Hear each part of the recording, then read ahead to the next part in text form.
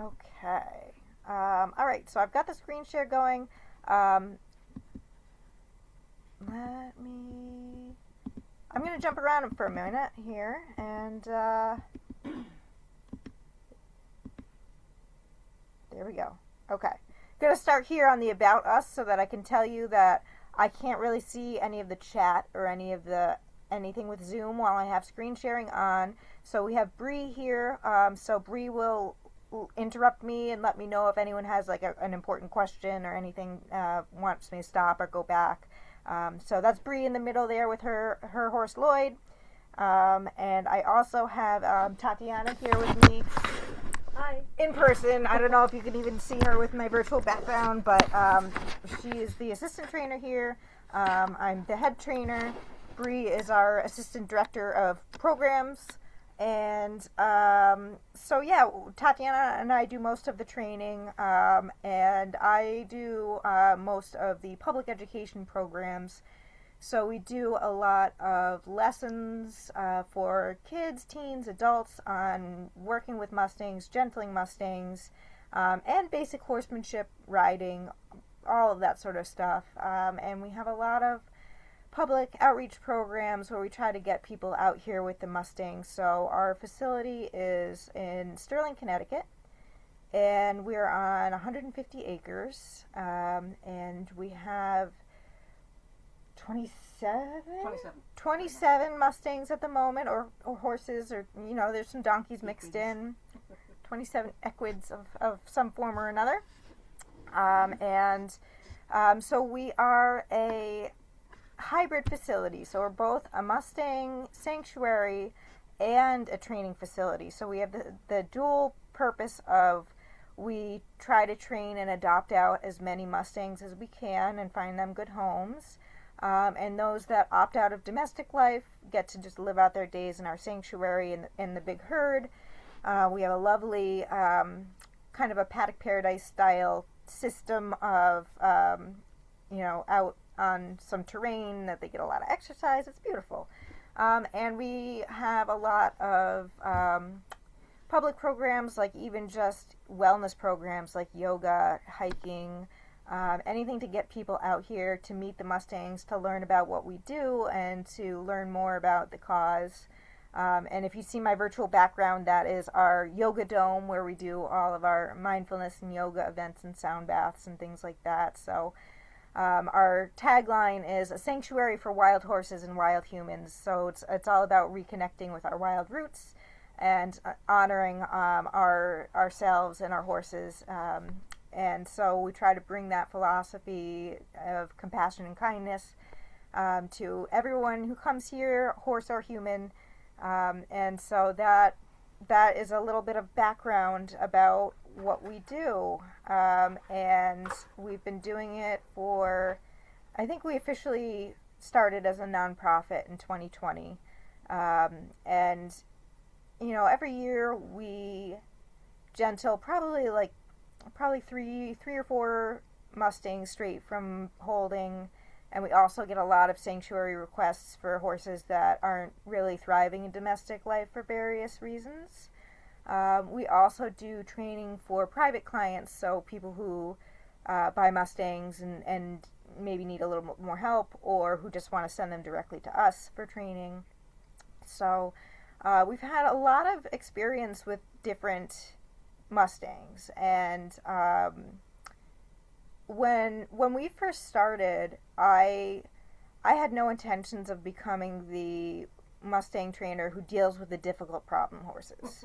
My goal actually was to make it beginner friendly and accessible, and I wanted all of the super easy cheater Mustangs to just get kids involved and show them it's not rocket science, but it is science. And we have kids as young as 8 years old gentling totally wild Mustangs.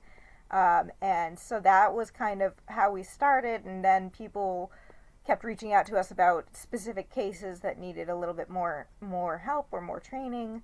And we got into some of the really difficult cases, some extremely reactive, had been returned multiple times. Blue is the one who's in this picture with me all the way on the right, had been returned twice to the BLM, and we instantly knew why the moment we went to go pick her up, and so she was our first like super difficult training case, and taught me so much, and so now we do a little bit of everything. We do the kids program with the easier Mustangs, and then we do some of the more difficult Mustangs. But we've noticed patterns over the years of all the different Mustangs, and one thing that kept coming up over and over was, how do we keep ending up with all the easy Mustangs?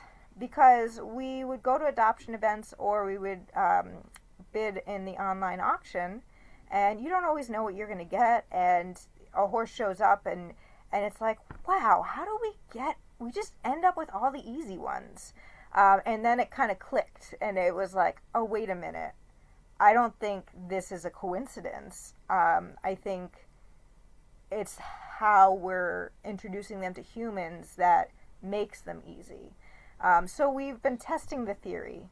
In fact, 2 years ago, I think it was, we were on the online auction looking through the videos, and I was saying to Tatiana, like, do you see any really crazy looking ones? And we were like, I want to just test the theory, and we got this like crazy looking little dude. He tried to jump the fence in this video. Yeah, he tried to jump the fence. I don't know. The clip is in here. We're gonna find it. There it is. Oh, there's Nugget. Okay. Here's his clip, and we love this because if you watch, he's very nervous, he's very snorty, and very calculated, very smart.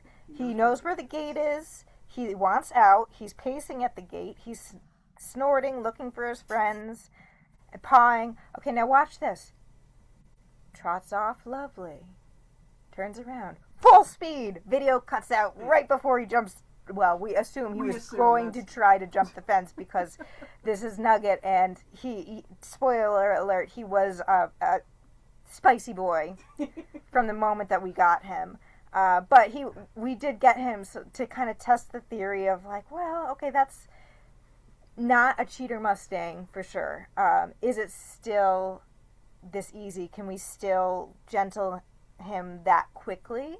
And since him, we've had other Mustangs coming in, and the pattern has repeated enough to the point where I feel like I can do a webinar and say, hey, I think we're onto something here, and I think it can be helpful for other people. So let me go back, see what I missed here. All right, so we're going to go back in and go for the why. So we talked a little bit about that. And the purposes of what we're trying to do today, because we do have a couple of different groups of people who are interested. We have some people who already know all about positive reinforcement and just are hungry for knowledge and want to learn more and see what it looks like here. We've got some people who gentle Mustangs regularly, who aren't opposed to using food in training, but didn't realize that you can kind of use it straight from the get-go and that it really makes a different horse. And so we have a big mix of people, and feel free to put in the comments what brought you here, and kind of like what your preconceived notions are. I also did a poll and asked for some comments, and a lot of people basically thought, oh, it would take way too long to gentle a wild Mustang without the typical methods. And when I say the typical methods, I mean approach and retreat. So an example of that would be, you want to touch a Mustang, but the Mustang's scared, so you kind of walk towards it, and if the Mustang looks at you, you stop and you walk away, and you continue to approach and retreat until you can get close enough to touch the Mustang. And there are, of course, a million different ways to do this, and it's a very successful method, and creates tons of really amazing, fully domesticated Mustangs. And we have found, though, like, there's a certain percentage that it just backfires on, and those are the ones that we get the calls about as a sanctuary of, hey, this guy is not fitting into domestic life, can you take him? And so we're curious if starting out with that force-free positive reinforcement is can potentially even prevent a horse from needing a sanctuary, because the idea is they're not a domestic horse. So domestic horses are born knowing that people are not going to eat them.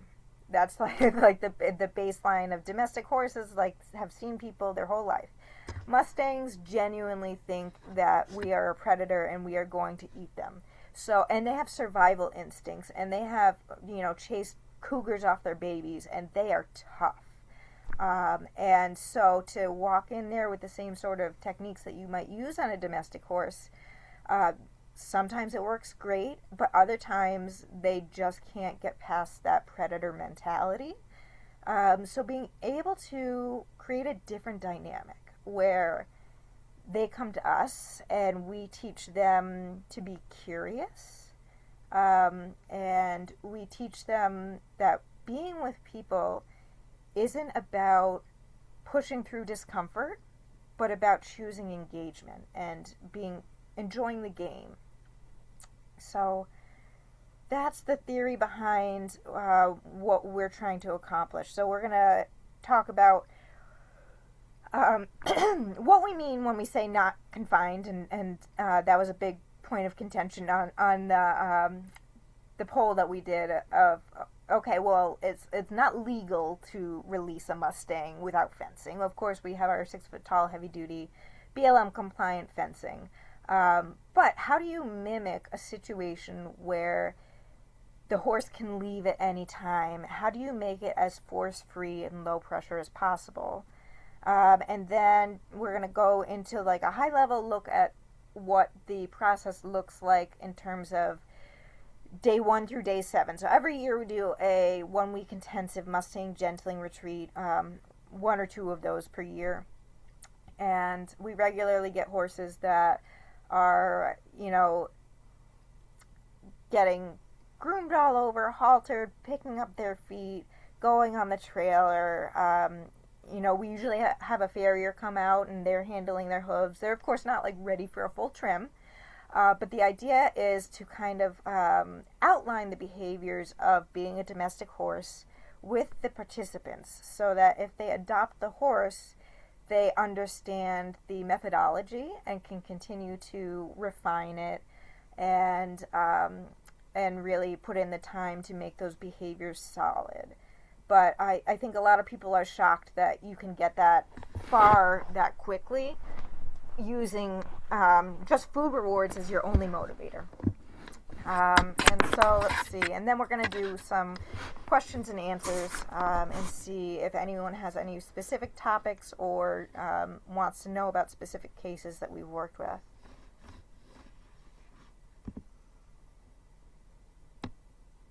Okay. So this is me in blue. She's the best demo horse for everything I do.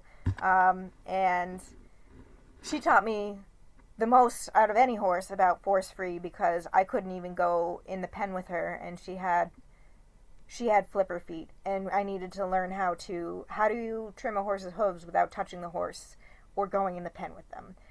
So I taught her to pick up her hoof and put it on the fence, and I trimmed it that way. And so it was like a real problem-solving mental game of, okay, challenge accepted. I need to care for you, but I can't touch you. There's a way to do this. So she is an extreme example of force-free training. It does not usually look like that, especially when you start out force-free. None of it's a big deal. But one myth that I would like to dispel about force-free training is that we never force our horses to do anything, and that's not the case. So horses need care. They need vet care. They need farrier care. They need to get their teeth done. They need to fit into the domestic world. What force-free training means is that we teach these behaviors in a controlled environment in the absence of force, so that when we do have to force them to do it, they already know what we're asking and enjoy performing the behavior. And this is huge, because if I hold up a hoof stand like that, in the middle of the field, Blue comes trotting right over because she loves hoof care, because she has that level of competence around it, and it's been reinforced for a long time. And it's her favorite activity. We call it a comfort behavior when something has been trained with positive reinforcement so much that if the vet comes and Blue is a little nervous about her shots, I will go and pick out her feet, because it actually grounds her and calms her down. And then she's like, okay, give me the shot. I'm good. So that is a very powerful tool. So force-free doesn't mean we don't force them to do things. It just means that that's the training style. The training style is, all right, the onus is on me to get you, the horse, to want to do this thing with absolutely no like backing you into a corner, no grabbing and holding your leg. How do I communicate to you, the horse, that I want you to pick up your foot and put it on this thing without even touching you? And so, yeah, we can go into that a little bit more deeply as we go on. And another myth of horses need pressure to learn. And this is, so basically what we do is we train everything backwards. So we train the horses to lead without an actual lead rope. We use an invisible lead rope. They stand next to us. They understand the body position. They are not afraid of having a human next to them. Even like in different circumstances. So like if I trip while I'm walking, is the horse going to spook and run away from me? Which they can do when they're not on a lead rope. That's totally fine. But it's information for us, because before I clip a lead rope onto that horse, I want to make sure they are so comfortable with me touching them all over and jumping up and down and sneezing. Any normal human behavior. Hand gestures is a big one with some Mustangs. And so the concept is basically removing trigger stacking. And triggers are things in the environment that are scary. So if there's anything about standing within a 2-foot radius of me, the human, that is still a little sketchy to a horse, everything you do is going to be scarier. So if you're a little bit scared, like you're just a little underlying fear of humans, and you're physically attached to one by a lead rope, that's a multiplier effect. So that's why we teach that without the lead rope first, and make sure it's solid, make sure they understand the spacing, make sure if I step to the left, they step to the left. If I step to the right, they step to the right, and back up and forward, over obstacles, all of that stuff. So when you clip on a lead rope, it's no big deal. They already know all the answers. And so getting them comfortable with all of that sort of thing, and then the question of responding to pressure, it becomes information instead of a threat. So now that they are comfortable with a lead rope dangling under their chin, they see it moving around, and I'm able to pull on it, and then we can train them how to respond to that pressure using positive reinforcement. So they end up in the same place as if they were taught with pressure, but we teach it without the pressure and then add the pressure in. And then they learn that, oh, that's just another way of getting information from my handler. I'm not stuck or trapped or in fear for my life. There's that trigger stacking isn't there. So yes, let's see. And the speed thing is every year we get those milestones. And like I said, it's not perfect, but we have them loading on the trailer and doing obstacles, leading. We have standing for the farrier. It's really fast. If you can start from a place of emotional comfort. And another reason I think that myth persists, that using positive reinforcement is too slow to gentle Mustangs, is because people only use it on difficult Mustangs. So they start out with a horse doing their normal thing, and they're like, oh, this horse isn't responding. I'm going to try the positive reinforcement thing. And at that point, the horse has already learned that people pressure me, people make me uncomfortable, people kind of push me through discomfort. And And that is when it gets slow to use positive reinforcement. So there's some undoing that has to be done, because that horse already, if you've been training them for a month trying traditional methods, they expect that from you. And when you try to flip the dynamic on the head and switch to force-free positive reinforcement, they are like, what is this? So that's why it's so important for us to start this way, because it's so easy to add more pressure and get more traditional, but you only have one chance to make that first impression with the Mustang, and to show them that you're on the same team, you want the same goals, this is going to be fun, this is going to be easy, you can walk away at any time, but you're not going to want to. Okay, so we already did About Us. We already looked at Nugget. So, our silly little guy. There we go. Okay, so this is what our training pen setup looks like. So there are 6 BLM compliant stalls around a center area here. So this is generally the working space. I don't know if my pointer is working. Let's see. Is that a pointer? Laser pointer. There we go. Okay, so this is basically the working space with the horses, and these are the stalls around the outside.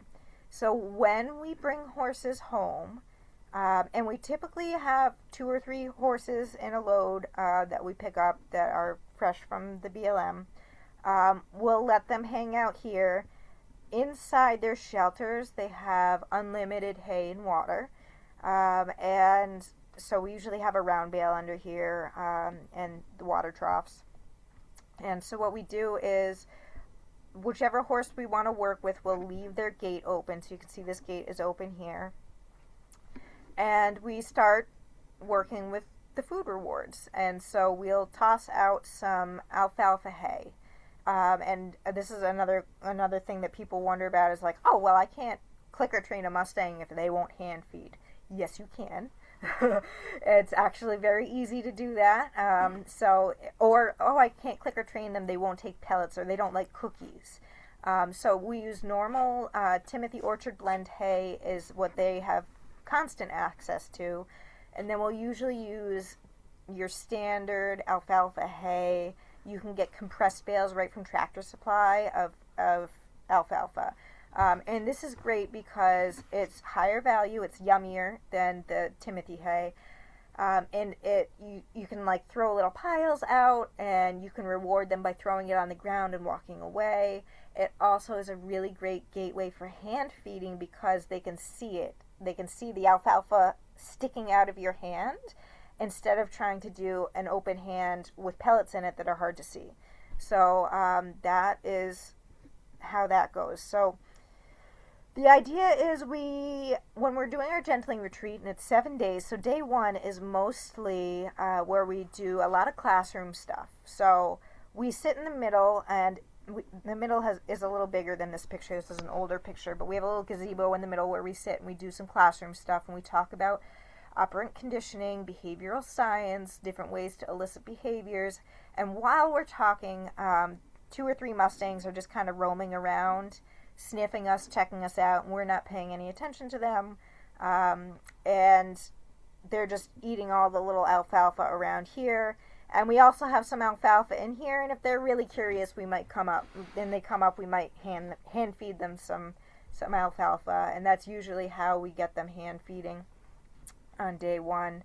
I went through all of my records.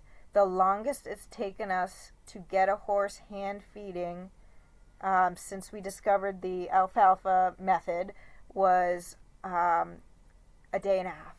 It was Tinkerbell. Oh man, really? Yep. Day and a half. Oh yeah, she didn't that first day. I forgot. We had to use Jack. I think I have a video. Did, yes. I have a video of this. And so a lot of people are like, well, I can't get them to hand feed. So I'll show you a video about how to get them to hand feed if you have another horse handy that can demonstrate. So basically the idea here is we're creating curiosity, we're creating draw. We are giving them room to explore with their gate open, and we're being normal. So we might talk, we might hand gesture, someone might stand up, and the horses might spook and go running into their stalls. We want that. We want them to know that they can leave at any time, and we want them to know that we don't follow them in here. This is a human-free zone until they reach a point of comfort where we are certain that they're totally okay with humans in their stall. So that is kind of their getaway, their escape, their safe space. One thing with the hand feeding. Yes, Tatiana. God, you're putting me on the spot. How dare. So I'm terrible at public speaking, and I don't remember what I was going to say. It'll come back to you. You don't have to hand feed. You don't have to hand feed. A horse that's particularly, like, not comfortable or, like, taking a while, you can feed into a bucket or a bowl or just on the ground. Feed like, pan, yeah. Yep. We do a lot of training where we aren't actively hand feeding. Like, that isn't an obstacle. Yes, not an obstacle. We can train any Mustang with positive reinforcement, no matter how. I once clicker trained a horse that was so afraid of people that I set up a Furbo camera in his stall and sat on the couch here and clicker trained him from my couch. You can do it. It can be done. It's a treat dispensing camera. It's fantastic. It was a lot of fun. But yeah, like the positive reinforcement stuff that we're talking about, it's what they use in zoos with wild animals. It is. Like, it's, if it has a brain and the capacity to learn, this stuff works. Yes. They've even done studies on flatworms. They used a sucralose solution as the reinforcer. Yep, and goldfish. You can clicker train goldfish. Train goldfish easy with those. Yeah, yeah. Anyhow, carry on. Yeah, so basically, the humans are in the fenced-in area here. That creates predictability and safety. So the horses are like, okay, this is where I roam. This is my absolute safe zone where all my food and water is. Okay, now I'm kind of curious. So they'll come up to the fence and they're much more likely to engage with us as opposed to us trying to initiate that. And so we're creating a feeling of safety and a set of rules of engagement of what they can expect from us as humans to make them feel safe. And so that's what we're getting, that engagement. We're getting voluntary participation. And they can leave at any time. And so the onus is on us to make them not want to leave. And so by setting them up, that safety builds curiosity and builds resilience and try, because it's like, have you ever been on the fence about doing something, but you know if you commit to it, you can't back out, so you're like, oh, I'm not gonna try that. It's the same thing with the horses of like, if they know they can leave at any time, it really creates a totally different mindset than it would if it was like, oh, you touched me, now you're in, and now I'm gonna touch you all over. Or like the same way we don't train horses to get on a horse trailer and immediately slam the door behind them and say, ha, gotcha. That horse will never get in a horse trailer again if you do it that way, right? You lead them on and you lead them off and you lead them on and off until they're really comfortable. Then maybe you close the door a little and open it up. That's the idea. And people really understand that for trailer training, but not so much with like lead rope training. And so that's kind of an interesting thing that we do. We actually, our first introduction to a lead rope, it has a magnet on the end, so it comes right off. So we let the horses run away from the lead rope too, and then they're like, oh, that was weird. Okay. Oh, okay. Put it back on. And then when they're totally used to it dangling, and there's no spook left, that's when we hard clip it, and they're totally fine. And they're completely normal horses that we can lead anywhere. So again, doing things a little bit backwards on a foundation of, this is optional, but you're going to want to do it. All right, so this is Mackenzie, can I interrupt you for a second? Yeah, absolutely. We had a question of, do you wait to clean their areas until they are accepting humans in their space, and how do we manage that? Yeah, so with our setup here, these stalls are tiny, so they can accumulate poop quickly. But it usually takes, so what we'll either do is let the horses out here with some hay, and then we'll go into their stall and clean it while they're out here and, in and out 10 minutes. Or we might just wait until day 3. And usually 3 days worth of poop is not a nightmare, and I don't think it has ever. Generally fine by then. Yeah, they're generally fine by day 3, and have a good level of comfort. Good question. Any other questions? I think that's all I see for now. Okay. All right, so this is what it looks like, and this is a perfect example. So you can see our participant Leslie here, who was assigned to work with Nugget, the crazy boy, spicy boy. And Nugget was very afraid of approaching people, but he liked the snacks. And you can see the 3 horses we worked with here are lined up perfectly in order of difficulty. So River is this little red mare, and she was a cheater Mustang for sure. She was so easy from day 1. Sage is in the middle here, who was suspicious but receptive. And then Nugget on the other end was like, you scratch your nose wrong and he would kind of bolt. But by having multiple horses here, this is a great picture that shows how you can kind of create some safety. So we do a lot, especially with the sanctuary cases that people give us, of like, I'm going to feed you from the other side of this domesticated horse. And it's like a wall of safety. And so that's Nugget is like, I will hand feed, but only from the other side of Sage. And that lasted about an hour, and then he was totally fine hand feeding. But again, thinking of different ways to set up the environment that make them feel safe enough to try, and this is a great example of that. So this is, we were sitting in the middle doing our lecture and theoretical stuff, and this is what it looks like for the gentling retreat. We just hang out, we might hand feed them if they come up. If they, like for example, River, she just didn't care about anything, so we just kind of like hold up a hand and like, hey, can I just like scratch your shoulder? Okay, yeah, that's fine, yep. And we were just petting her all over on day 1. And the other 2 we had to do very systematic ways of teaching them, I'm going to touch your shoulder, I'm going to touch your leg, I'm going to touch your neck tag, I'm going to take your neck tag off.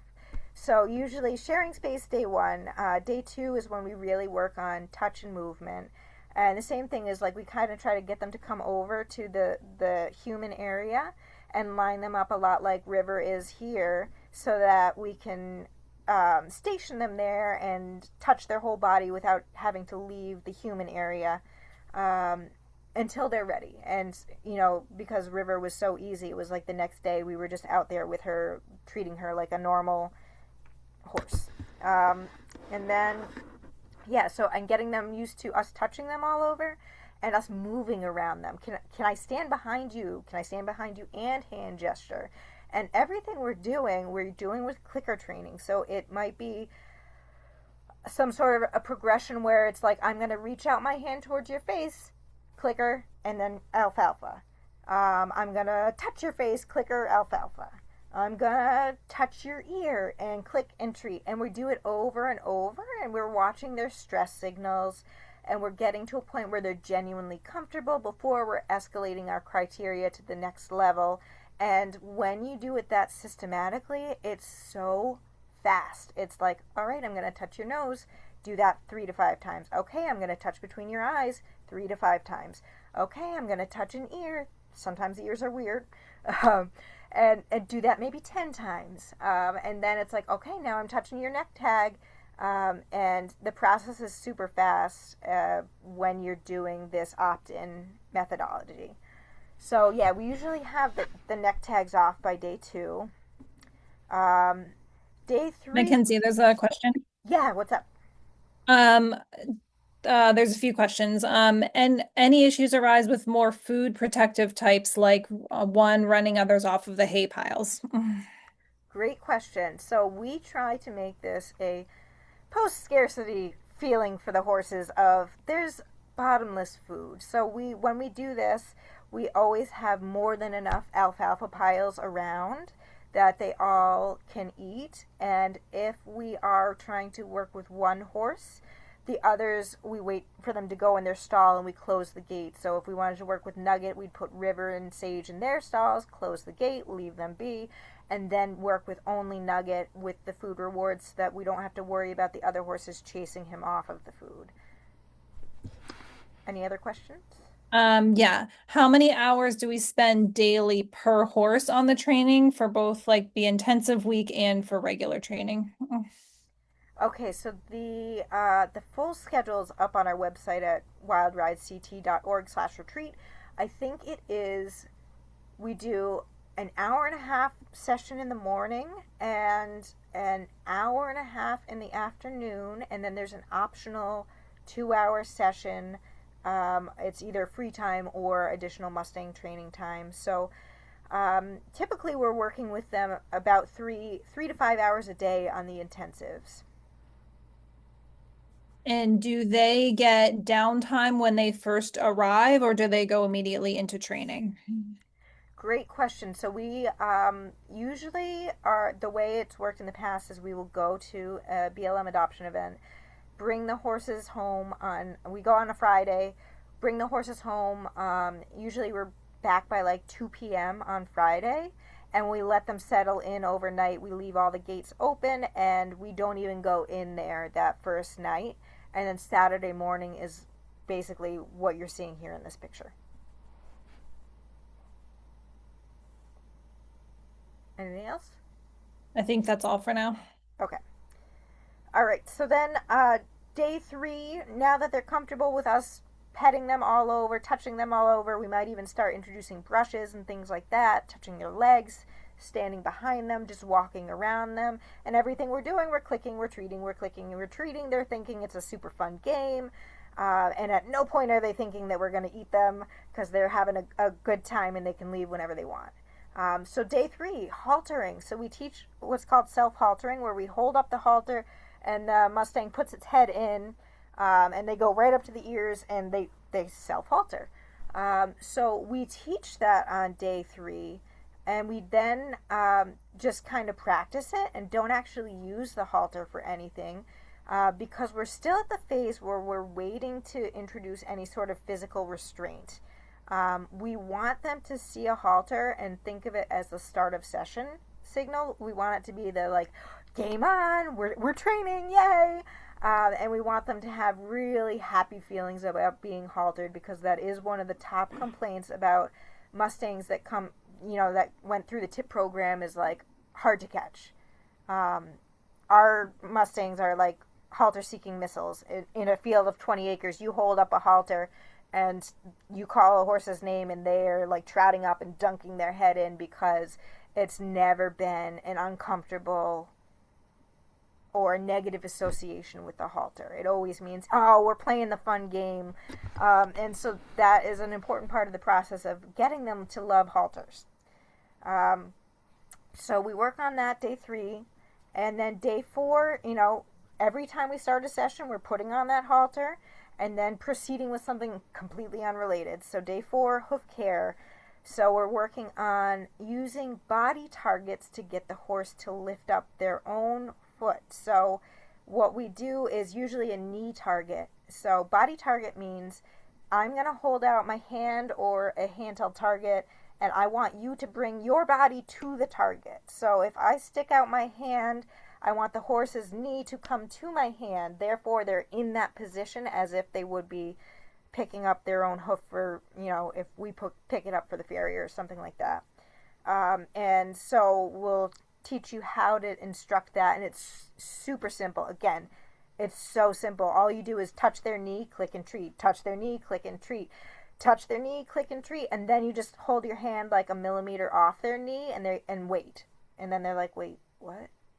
And then the problem solving kicks in, and then they lift up their knee to meet your hand, and then you lift your hand further and further away until they're holding it up in the right position.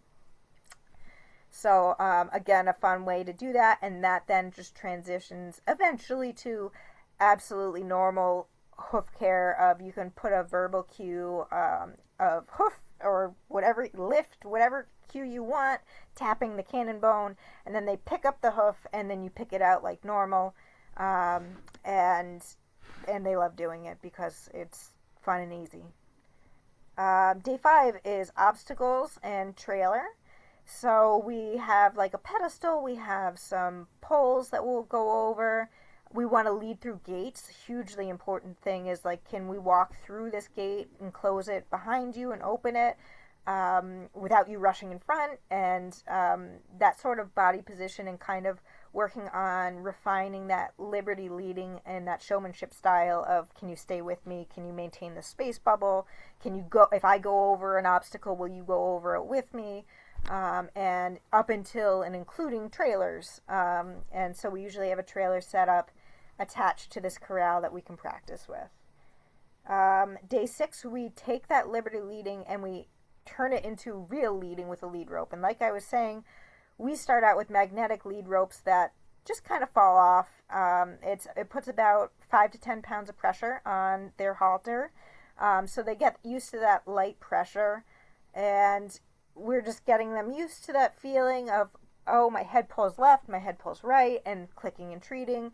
And so now they learn, oh, this is information that my head gets pulled to the left and I step to the left. And my head gets pulled forward and I step forward.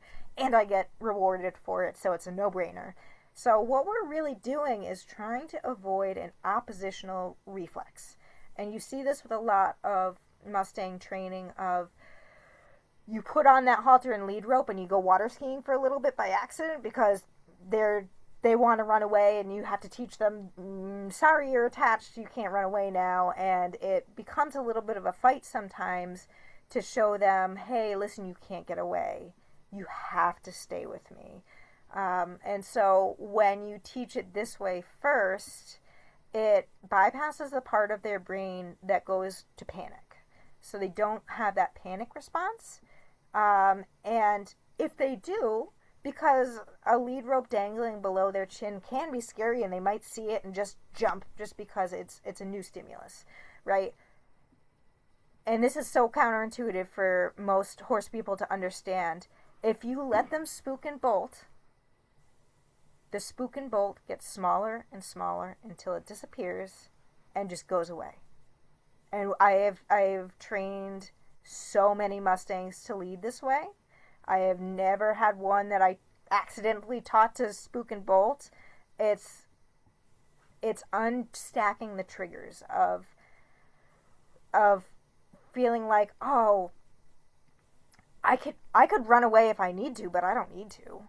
And that just becomes ingrained. And when we take away the magnet and we hard clip the lead rope, we stress test it. So we'll set up like a cone, and they love touching cones because that's one of those positive reinforcement behaviors we teach a lot.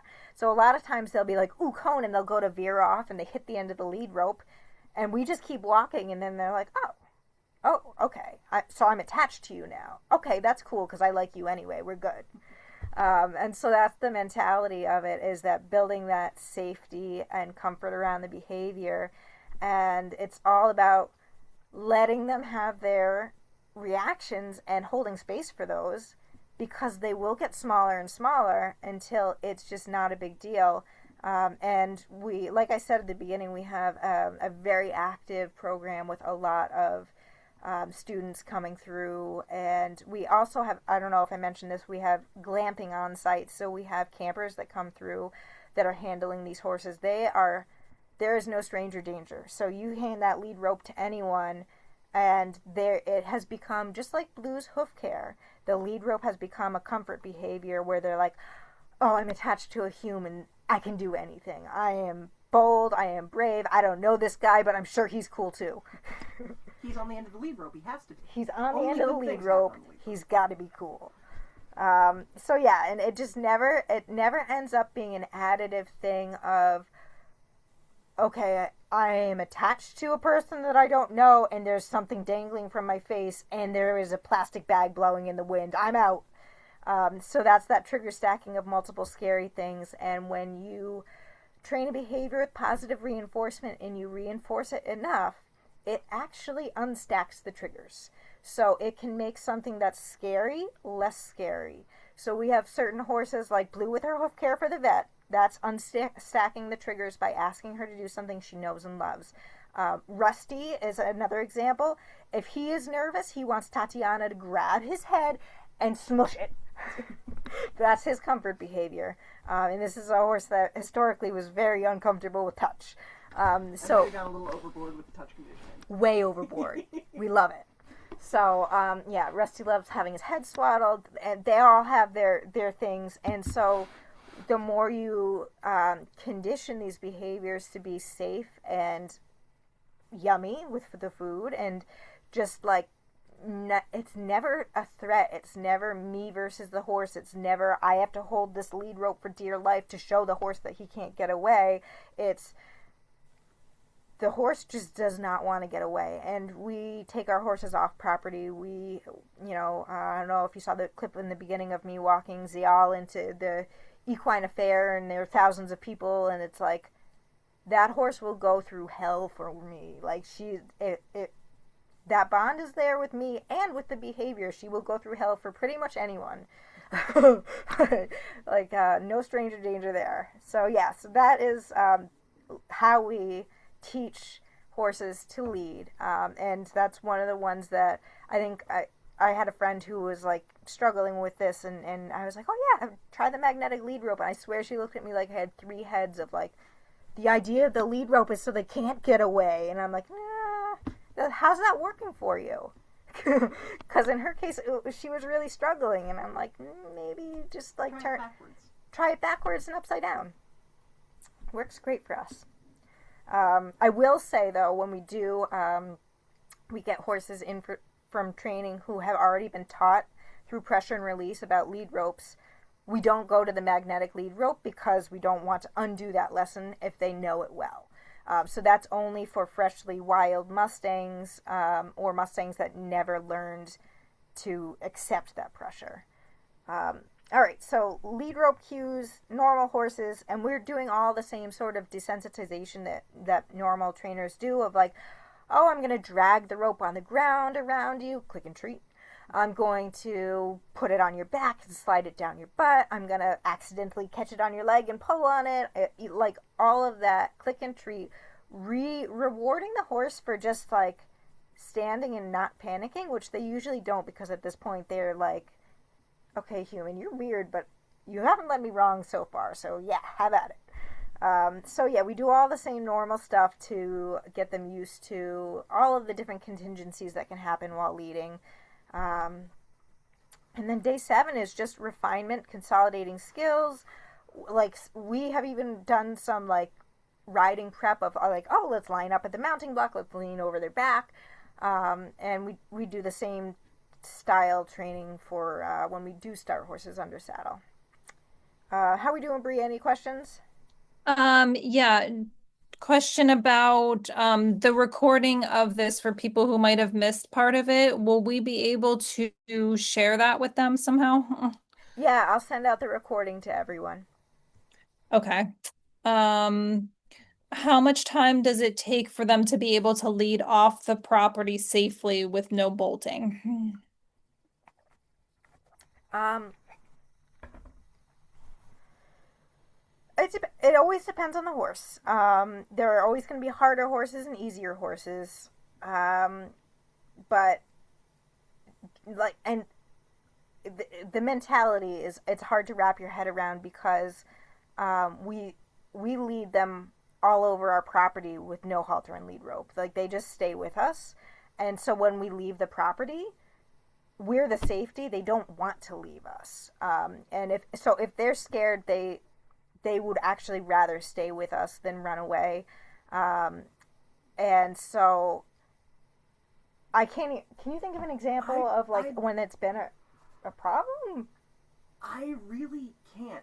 I'd say personally, like, once you've cemented the relationship, which doesn't take that long, No. and once they understand what a lead rope is, Yeah. you should be good. Yeah. Because even if there is something like scary and unexpected, they're gonna come back. They're their not default. They're not going to leave in the first place. Oh yeah. Yeah. No, I mean, like, if they have a big spook or something, like, God forbid. Yeah. Like, maybe someone comes by with like heavy machinery they haven't been exposed. They're exposed to heavy machinery. There's so much heavy machinery here. But like, even if they do like get scared, generally the spooks are like either a flinch in place or maybe like a little hop to the side, and then they're like, "But I stand next to my person. That's what I do, and it's safe here." Yeah. Like, they don't. Yeah, we've only had one Mustang ever that was a lead rope bolter, and it was because he got his halter stuck on the fence and absolutely panicked. And like there was a very traumatic experience around it. So Jack is our one exception that we had to then counter. If you followed us for a long time, you've seen the Jack series of how we counter conditioned the lead ropes to get him to be comfortable again.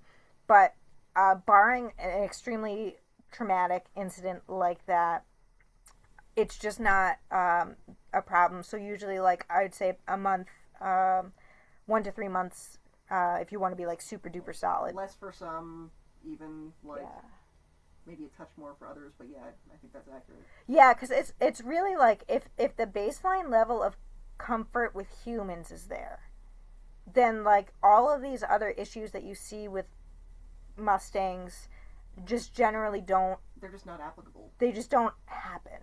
And we really do stress test this.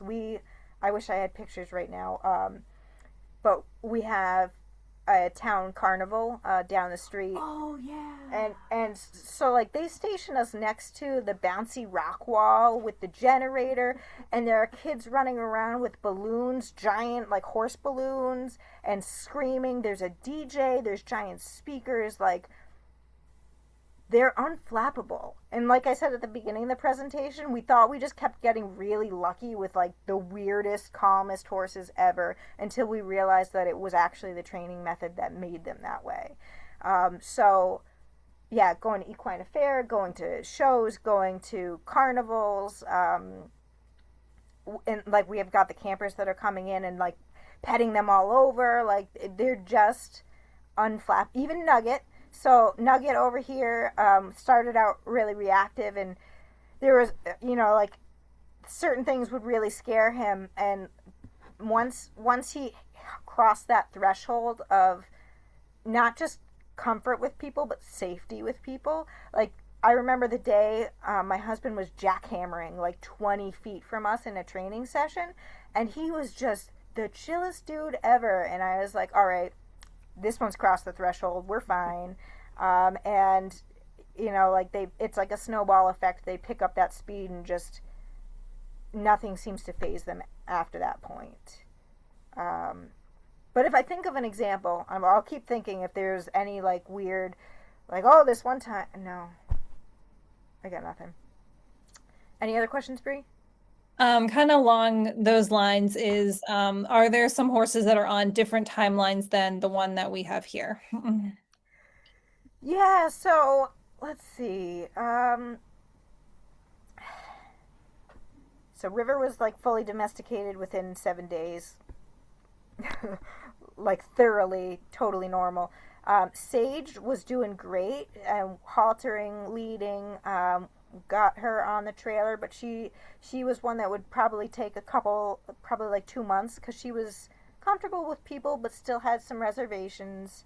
And I would say Nugget was like probably 3 months before it was like, oh, we can do anything. At 3 months we took him off the property. He trailered beautifully. He was perfect and was great at that point. So like I said, I don't want to say that we're the absolute experts, because there are Mustang trainers who have gentled like hundreds of Mustangs. Like we've been doing this since 2020, and we do have a lot of experience, but double digits, not quite triple yet. Yeah, not quite triple. But we've worked with a lot of Mustangs, and we're at the point where we're very confident that it is really the method and not just that we keep getting super lucky. And these Mustangs are going off to a variety of adoptive homes. So a lot of people ask, okay, you're using positive reinforcement, but do you adopt to traditional homes? Absolutely. Our horses are trained with the same cues as a traditional horse. You pull on the lead rope, they step forward, you grab their hoof, they hold it up for you. All of the same cues. You would not know that they were trained with positive reinforcement because it looks the same. So we have had very traditional homes. In fact, when I first started doing this, the first Mustang I trained this way with positive reinforcement, I sent her off to a very traditional horse trainer for 2 months. as a test of like, hey, tell me what you think. Is this horse real world ready? And he was like, she's great. She problem solves. She does all the things. She never panics. And she really just has a great head on her shoulders. And everything we throw at her, she just takes it in stride. In fact, it was very cute. He had a 12-year-old intern. And they were, I had them start her under saddle. And they were like, we put the 12-year-old on your horse. As like I'm gonna saddle start a wild Mustang, and she was perfect. So that was one example, but that's weighed heavily on me from the beginning. Is I don't want to make a horse that doesn't fit into every barn. So yeah, they go off to normal boarding facilities. They live. Some of them live in stalls, and all horses. Some horses just don't do well with stalls because it's not the most species appropriate environment.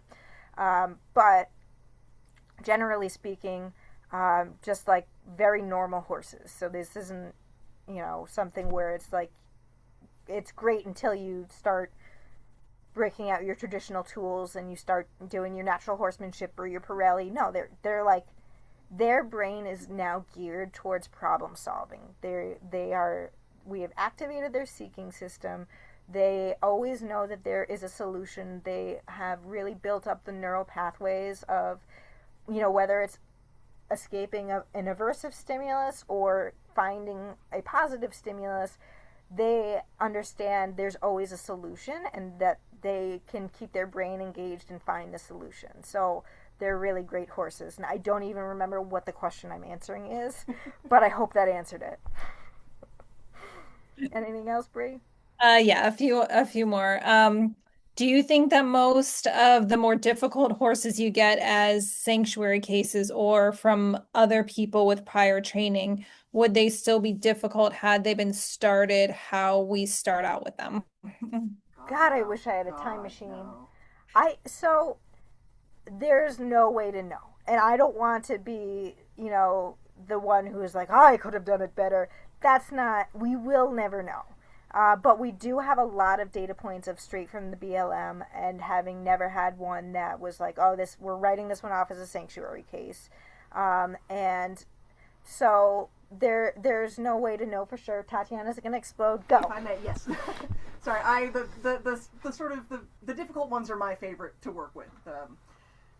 So, like, yeah, of course, we can't know, like, sort of what could have been kind of thing, but these guys tend to follow a very, very similar trajectory as the wild, like the straight from the BLM ones, but just on a massively longer scale. But they almost all, with barring a few which we think have, like, actual physical problems, like, you can't train away pain. You can train with it, but that's a whole other thing. Barring those, like, few probable pain cases, they all hit that sort of normal horse point. Mm-hmm. It just takes longer for them to get there, because there's so much counter conditioning of like stuff they have like prior not so great experience with, and like different. We're not just starting with a blank slate. We have to like undo stuff and then redo it. Yeah, kind of thing. But I'm confident that damn near all of these guys, if we had gotten them fresh, it would have been a completely different story.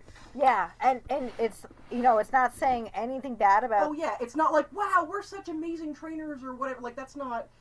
It's like this is an incredibly safe method. Yes. Psychologically for the horse, regardless of their like personality type or how they deal with things. Yes. It just kind of works. It works, and the thing about it is, it's like it's a do no harm method. You're not going to traumatize a horse this way, and if you spend 30 days working with them this way, and you're like, you know what, I don't know about this, go back to what you used to do. You won't be in a worse position for it. But if you come in a little too hard and too fast, or if you have a horse that is really stoic and difficult to read, that maybe freezes up and you're not really seeing it. Those are the ones that are tricky to do this with, because you're not maybe noticing. They're stress signals. They're so like extra subtle. So subtle. So that's why we're kind of like, hey guys, try this first.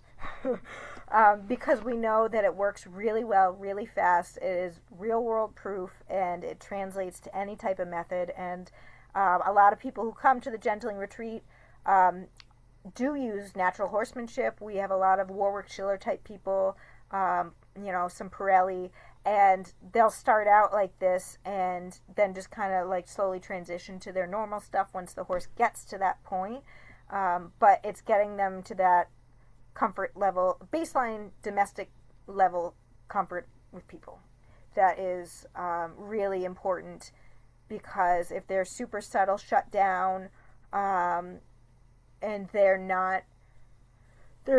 learning to just like accept discomfort is their default state, but we don't know it because they seem fine. They seem so calm, and like I've been doing this for years, and there are horses that I still wouldn't notice that with. Um, you know, we have one now that is so subtle about it, and Tatiana is the expert on this, which is why she works with those horses because even I, after years, will be like, "Oh no, she's fine," and Tatiana's like, "I know this horse. She's not fine, and here's why." And she'll point it out, and I'll be like, "Wow, okay." But that's the nice thing about using force-free positive reinforcement is that you don't have to be the horse mind reader because we've taught them from the beginning that they can just walk away. They don't have to freeze. They're never put in an uncomfortable position where they feel the need to just shut down and freeze because their hay is 20 feet away and it makes the human go away and they have all the space that they need. So yeah, that's kind of really like this whole goal of the webinar, of the programs we're doing this year. We're really trying to promote, hey, give this a shot. See if you end up with a really like curious, resilient horse. And if not, just go back to doing your normal thing. That's fine too, but like try it. So I hope that kind of answers that question. What's next, Bree? Um, I find the sound of a clicker very annoying. Can you use something else, a certain word, or a different sound? Yes, you absolutely can. So we use the clickers. We use a tongue click like that, and you can use a word. But there's science behind why a clicker works better, marginally better, because it bypasses the auditory processing part of something. I don't know, but yes, we have people who will use yes or bingo or like whatever you want to use, but that bridge signal is so important to mark the behavior, and to create a systematic understanding of when food happens to prevent mugging and things like that. If I may, yeah. My favorite example of alternative bridge signals is someone there. I don't remember who, but they were doing like high level dressage stuff, and like you can't give any verbal cues or anything. A throat clear was their bridge signal. Yep. You can also use tactile or visual bridge signals. If you've got a deaf or a blind horse, like you can like tap on the shoulder, especially for riding. You can tap on the neck as a bridge signal. Visual. Thumbs up. Thumbs up. I've seen people use flashlights with dogs. That should work with horses as well. Yep. So a marker. You need some way to mark the correct behavior, and that activates the dopamine in the seeking system and is like, ooh. Because like if you're just randomly kind of feeding here and there, you're gonna get that classical conditioning of, oh, people, food, nice, fun, but you don't really get into the speed that you need to gentle quickly. The clicker is what makes this really fast because it, like I was saying in those beginning examples of like touch the nose, click and feed, it really like makes it so crisp that you can thin slice with a scalpel of this is the moment I liked, do more of that. It's like taking a picture with a camera. It is. So I put a post about this yesterday. I don't know if you guys saw it, about like the lawn chair trainers who just kind of hang out with their horses and it's like, why hasn't my Mustang domesticated itself yet? Because you're not using operant conditioning. You're using behavior modification principles of rewarding the behavior that you desire. So that's why that clicker is so important. Otherwise, it's a little wishy-washy, and it doesn't have that same activation of the brain. And what time frame do we use with the clicker? 1 week, 1 year? So we keep it forever because That's how we train. that's how we train. You can train anything with clicker training, and what it looks like is behavior change is what it ends up being. So, like for example, with haltering, you start by click and treat for them sticking their nose in the halter or even just looking at the halter. And eventually it's like, okay, but I need to buckle it, I need to do this, and you're clicking and treating every step of the way. But what you do is you chain it together. So it's like, all right, I'm going to put the entire halter on, tie the thing, clip the lead rope on, scratch my nose, click and treat. Of, all of the things of like, I put a halter on, you just wait patiently. And what that translates to is, I'm going to hike a half a mile into the woods, I'm going to halter you, I'm going to clip on the lead rope, we're going to walk 10 minutes to the arena, I'm going to grab your brushes on the way, I'm going to grab your tack on the way, we're going to go into the arena, click and treat. So like they turn into very normal horses, and it's all, we continue to use clicker training forever. But the longer you are working with the horse, the less you need to reinforce, because the behaviors become genuinely intrinsically motivated. Like Blue with the hoof stand, she loves having her feet done with or without food because it's a fun, safe behavior with a strong reinforcement history. So we keep clicker training forever. A lot of our adopters will kind of phase it out and start training some things with pressure, and that works too. So it's really up to you as the owner handler. And a lot of clicker trainers are like, no, but you should use it forever, it's so great. And I'm not like that, because so many people come through here that are like, wow, this is stupid easy and it's so fast. I'm just going to keep using this, because it's as reinforcing for the human as it is for the horse. So we love seeing those outcomes, but like, we know these horses will respond great to pressure too. So it's up to you as the adopter what path you want to continue on once they've reached that threshold of being really comfortable with humans and lead ropes and things like that. You can keep it forever, you can drop it immediately. Yes. Timeline's up to you. Yep. How many horses have you trained in total? Oh God, now I have to count. Okay, so I started making a list. I'm gonna go with 50 total. Not all straight from wild. About half straight from wild from the BLM, and the other half is private clients, sanctuary cases, and things like that.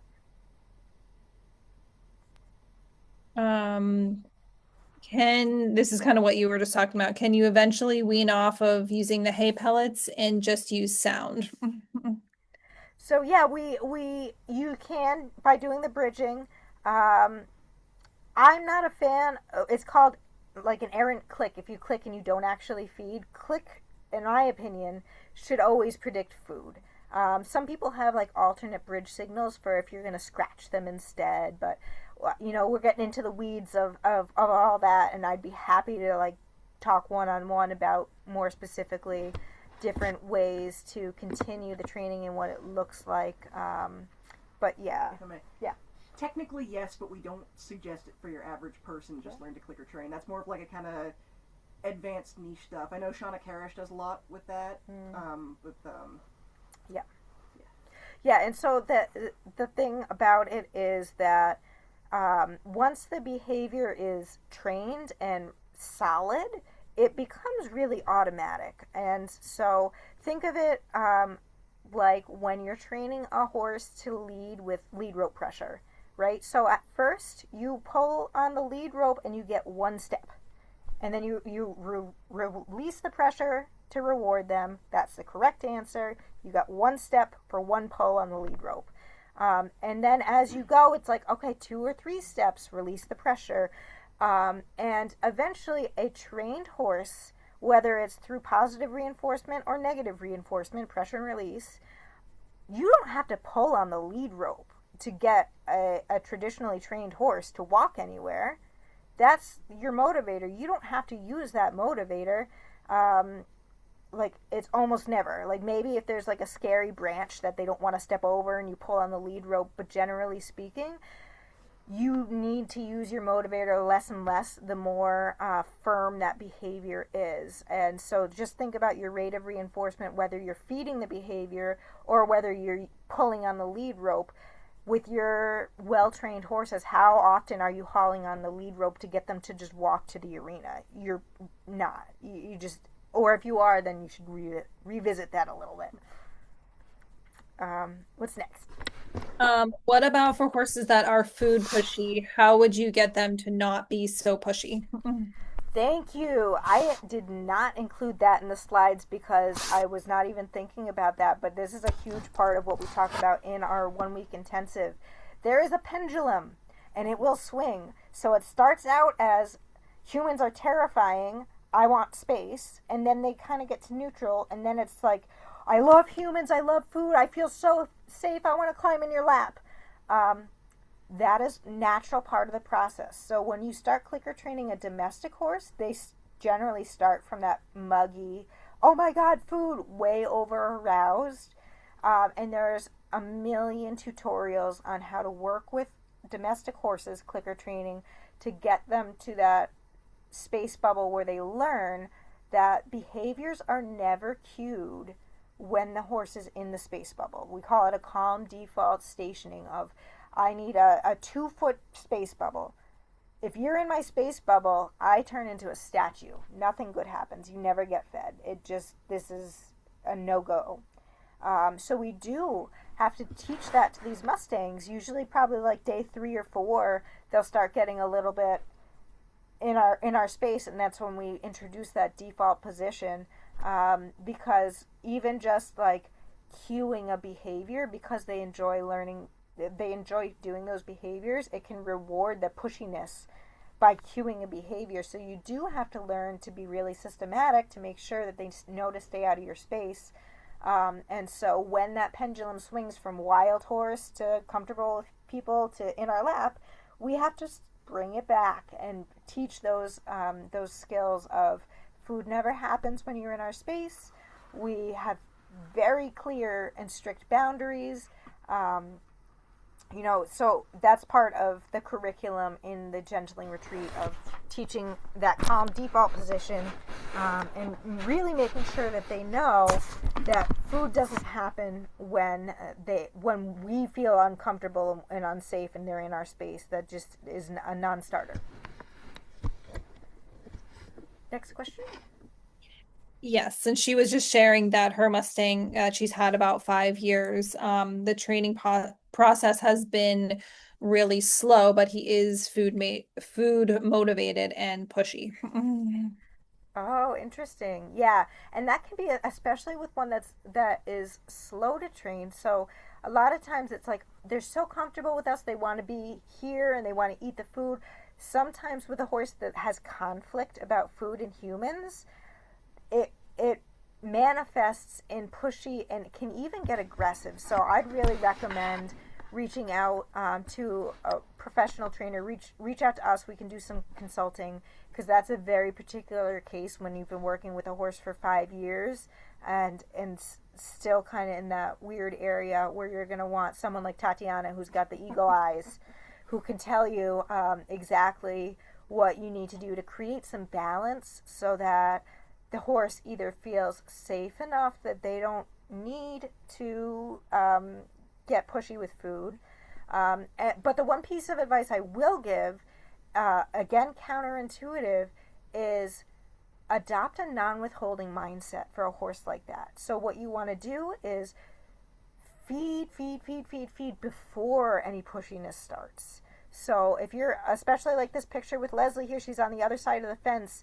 This is a good setup because you can step backwards and give yourself that space safely while continuing to feed, because we want the horse to get into a non-food scarcity mindset, because it's not force-free training. Even if they know they have other hay and they're like, I need the food, even if they're just like really obsessed with the food, you're not dealing with a horse that's emotionally stable at that point. So what our horses typically do is called contra freeloading, meaning that if we have an entire pan of soaked hay pellets, the same food we're using in our training, they'll leave the soaked hay pellets, and because they'd rather earn the reinforcer because it's fun and it's easy and it's conflict free. So with your horse in particular, try that as an experiment.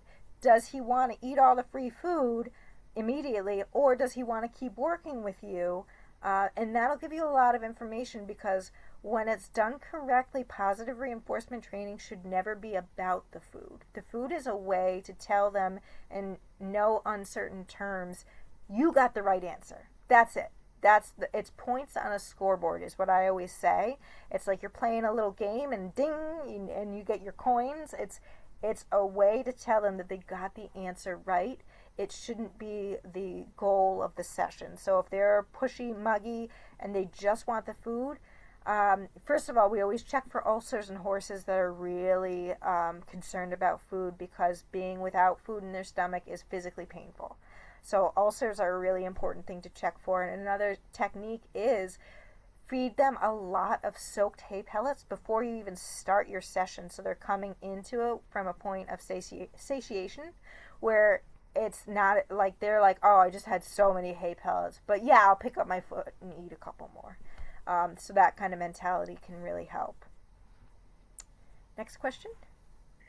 She was just sharing that it's been a while for that horse because she hasn't been very consistent due to like not having this kind of knowledge of how to train versus the cowboy way. Gotcha. Yeah, yeah. And that's that kind of like, people want to be gentle and they want to be hands off, but you can be extremely efficient and effective without the use of force. And we have a YouTube library with a lot of really great examples of this. And it's coming up with a training plan and just following the steps of, this is where we are, this is where we want to be, what are the steps we need for this horse to get from point A to point B in a way that he feels safe, that he's enjoying the game, and it doesn't feel like it's a life or death, I have to eat the food, and that there is a baseline level of comfort, and that I'm not making every task so hard that there's a level of conflict associated with it. All right, so I'm going to move on a little bit so we get through the whole presentation, because I don't want to run out of time. But yeah, we've gone over a lot of this stuff, of the order being really important, because that's the way to build that emotional resilience, get more willing, get more confident, and to reduce the need for sanctuary cases and long-term setbacks. And because, like I said earlier, people tend to turn to this sort of training after everything else fails, which is the worst time to turn to it. All right, so we've got some troubleshooting technical stuff. We've gone over some of this. So Tatiana mentioned this at the beginning. If you have a horse that is really difficult, and again, it's a different trajectory for a horse that you've tried different things and you've kind of bounced around and is not a clean slate. I do have a playlist on our YouTube channel called, I think it's called Untouchable Mustangs, and it's about creating a conflict-free task and just making it about the game and making it fun, and as a way to rewire their brain to kind of get them more of a clean slate. Because if you've tried things that are coercive before, in terms of, we've seen people like kind of like they'll feed and try to pet at the same time, please never do that. Please never do that. So you always want to do the scary thing first. Click, feed, let them eat in peace. This is so important. You never want to mix in the scary thing at the same time as the yummy thing, because what you do is you poison the yummy thing, you create suspicion. So this is why when we're doing those first touches, it's touch, click, feed, and leave them alone while they eat. Give them time to process. Slow is fast. Keeping it really discreet like that is so important to the systematic approach. Because Mustangs are so smart. Like they are so smart, and they know when you're trying to like be sneaky. And like cannot tell you how many students, kids and adults, who will hand feed and just like move their fingers just a little bit while they're hand feeding, and I'm like, stop. It's so tempting though. It's so tempting. But do not do it, because that right there is a breeding ground for suspicion of like, oh, okay, well, No. They get their reward. They get to eat it in peace. We're not going to, like, say the only way you're going to get this reward is by eating from my hand. If they're that conflicted, throw the alfalfa 3 feet away. Throw it towards them and walk 10 feet away. We have a whole playlist about this. It's the Penny R Plus Mustang Gentling playlist, so watch that if you want more tips on like really difficult cases, because Penny was an extremely difficult case. She came to us with a lasso stuck around her neck that they got on and couldn't get off. So she had a lot of conflict, and so we had to very systematically, very slowly just undo all of the negative associations and keeping everything really consent-based. And so this is a term we hear a lot about with positive reinforcement training, and understanding the concept of informed consent. There's, of course, the first time we teach something, there's no way they know how to consent because they don't know what we're going to do. So we try to do a small approximation. So it might be like, all right, I want to touch your face, but I want to explain to you that I'm going to touch your face. I'm going to pet the air 2 feet in front of your face. Click and treat. Okay, I'm going to come a little closer. Click and treat. So you're thin slicing it so that when you put your hand up in this position, they're like, oh, that hand's going to come towards me. Okay, I'm game. Yeah, let's do it. And so finding ways to explain what you're going to do and make sure that they're comfortable with it is, that's the idea of informed consent, and not being like sneaky or, trying to, we don't want to throw them in the deep end, basically. We want to show them all the cards are on the table. This is what we'd like to do. Are you in? And if you can explain it to them, they're in. Like I've never had a horse that I haven't been able to be like, we're going to poke you with this, and we're going to do this, and scrape your hoof. Like, if you can explain it, break it down, make them hear the noises, and be like, are you cool? And by the way, you can still walk away at any time if you're not. But yeah, we have horses that voluntarily, do needle stuff. Like, we actually will do, saline injection, prep for some of them. At Liberty, no halter.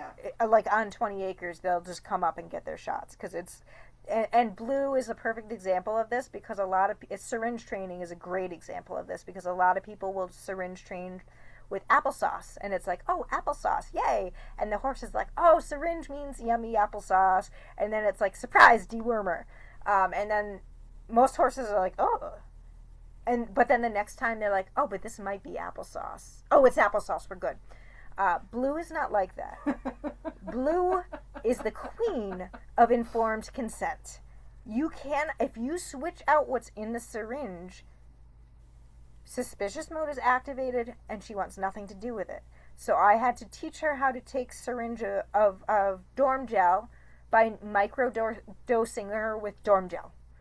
And she was fine with that because she knew exactly what it was going to taste like, and she got a little bit at a time, and she got food rewards, and so she is the queen of informed consent. Don't you dare try to switch it up on her, because she wants to know what it is, and whatever it is, if she knows, she's in. Including riding. Weirdest horse ever, but is fantastic. I love her so much. Okay, so, signs that a horse is truly comfortable. Feeding at Liberty, even if the horse refuses pellets and grain. We talked about using alfalfa, like long stem hay alfalfa. So we've got a little video clip of that here. Oh, I can't do it with the pointer. Oh, I don't know how to turn the pointer off.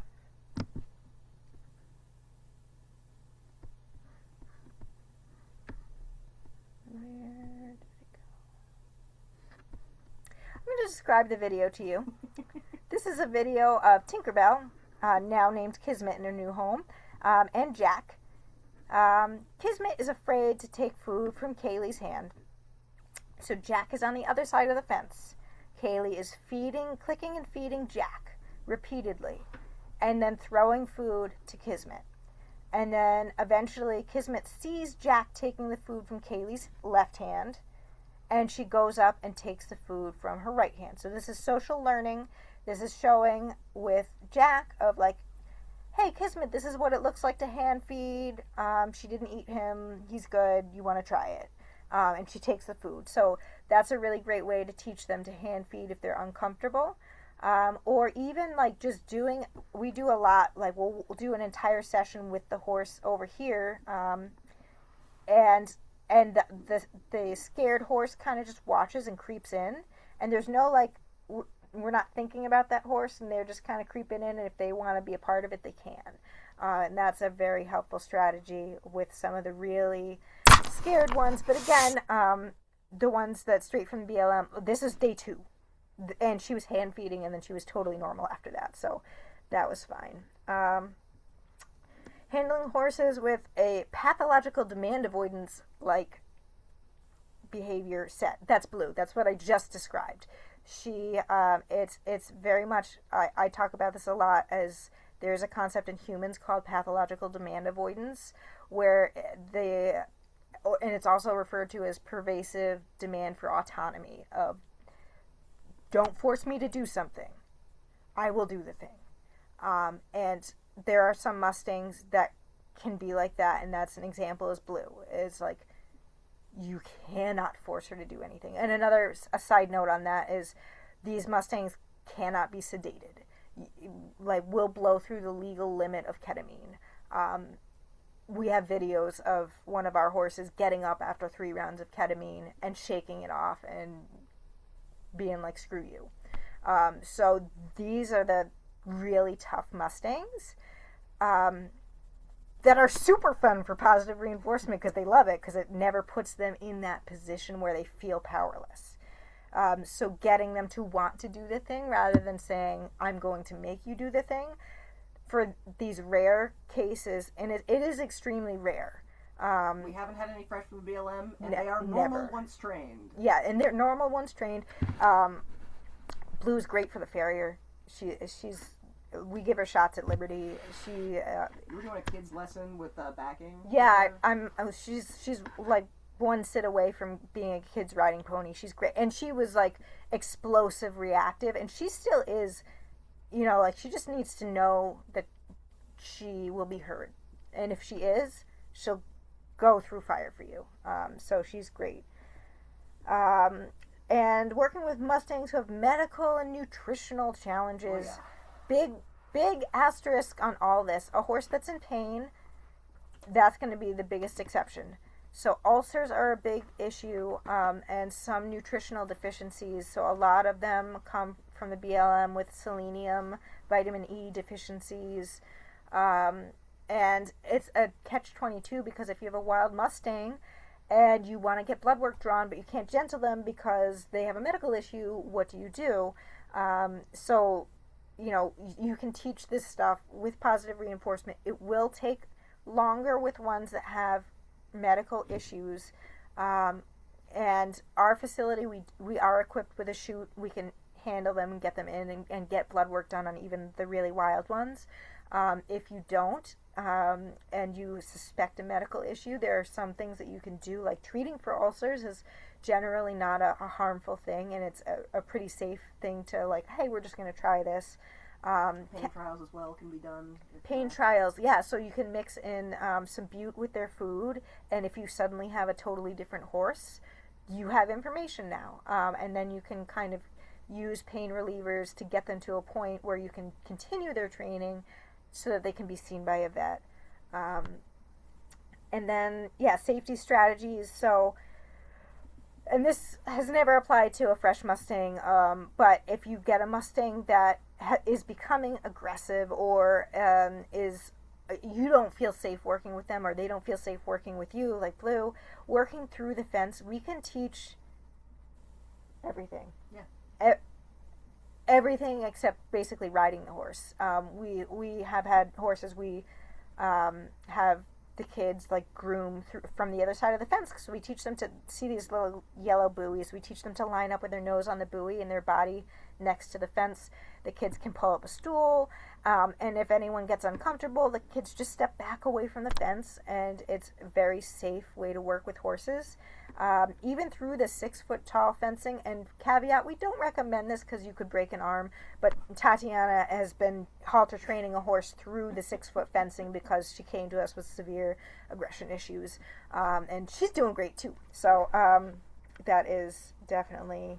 Yeah, with her, at this point, like, I'm comfortable being, like, she's not aggressive anymore, but she's still not, like, comfortable with people. Yeah. So I usually will stay behind the fence because she is more relaxed. Yes. At this point. Yeah. It can help them feel safer and help us feel safer. And there is an energetic component where if I'm tense and nervous, the horse is going to pick up on that. So a lot of my students, a lot of students come to us because they're like, I love horses, but I'm a little nervous around horses. And I'm like, that's great. You're going to gentle a wild horse. It's going to be great. You're going to love They'll it. be nervous about you too. It'll be fantastic. They'll get over it together.